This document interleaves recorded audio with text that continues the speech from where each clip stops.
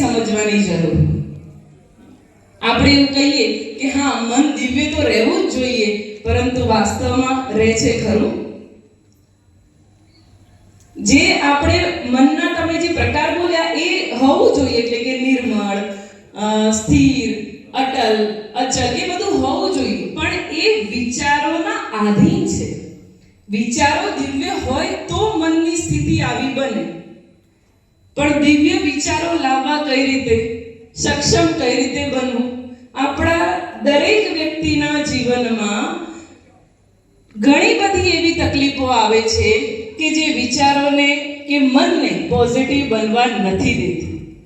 આપણે છે ને અત્યાર સુધી શું ભૂલ કરી છે કે આપણા મન સાથે ફાઇટ કરી છે. હવે મને એક વસ્તુનો જવાબ આપો. તમારા શરીરનો કોઈ એક અંગ 24 કલાક દુખે, સહન પણ કર્યું, વાંધો નહીં, કાલે મટી જશે. બીજો દિવસ થયો, ફરીથી દુખે છે, પછી કેટલા લિમિટ સુધી સહન કરો છો?